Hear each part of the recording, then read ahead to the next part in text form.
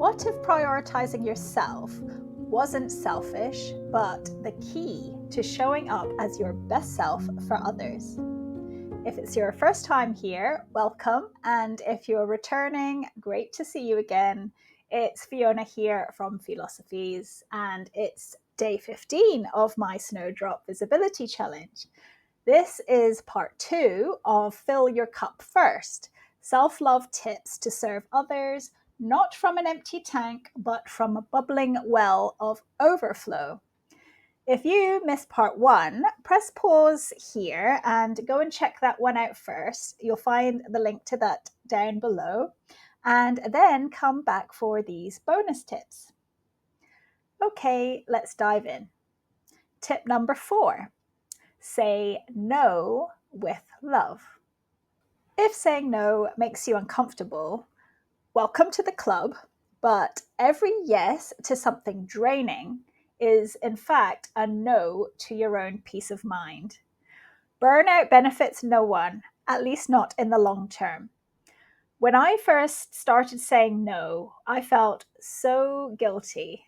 Thoughts would pop up like, they'll think I'm selfish. They won't like me anymore.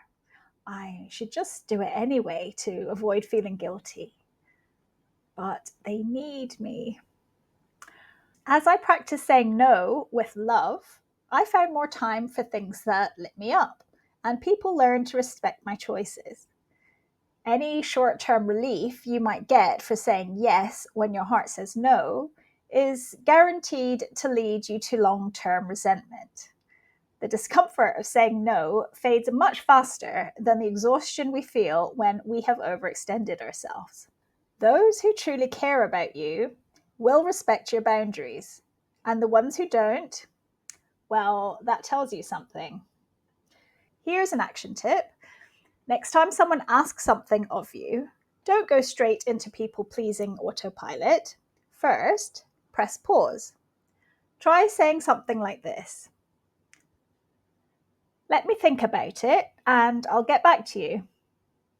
Then ask yourself, does this feel light, exciting, or expansive? If so, then probably it's a yes. And if it feels heavy, draining, or tense, then most likely it's a no. If it is a no, you can say, no, thank you. I actually have some other priorities on right now. You don't owe anyone further explanation. Some may push back, but stand strong. The more you practice, the easier it gets. Let me know how it goes. I'm here, cheering you on. You are worthy of prioritizing yourself.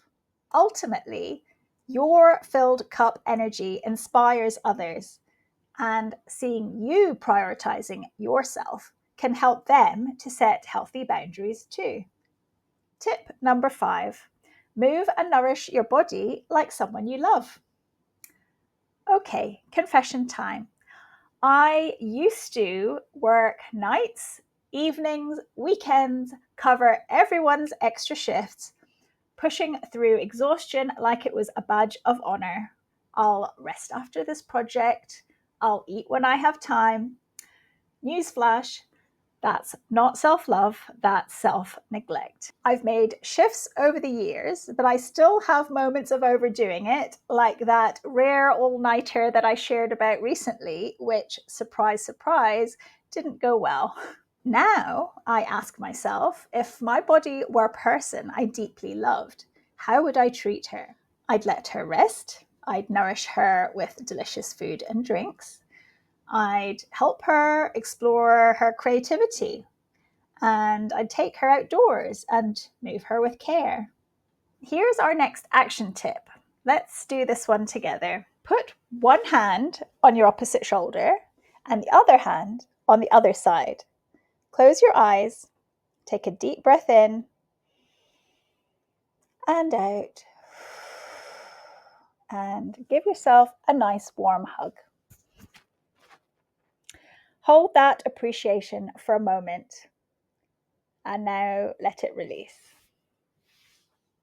You can do this anytime you're feeling low on energy or need a quick boost. Your body deserves your love. Here's tip number 6. Celebrate the big and small things alike. When was the last time you celebrated yourself? Not just for a big achievement, but just for being you. We tend to wait for milestones to acknowledge our worth, but what if self-appreciation became more of a habit? Here's the next action tip. Take a moment just now and reflect on one thing that you are proud of today. Something simple like you got out of bed when you didn't feel like it, you drank water, you finally sent that email, you listened to your body and took a break. Whatever it is that comes to mind, simply acknowledge it with a smile, maybe a pat on the back, even a little happy dance. You deserve to be celebrated. Loving yourself isn't a luxury, it's your foundation for alignment in every aspect of your life. Now, I'd love to know which of these self-love practices resonate most. Will you try any in your daily life? Or do you have your own way of checking in with yourself?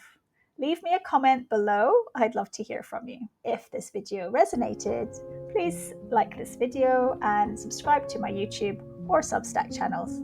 And thank you again for spending time with me today. Look forward to seeing you in the next one.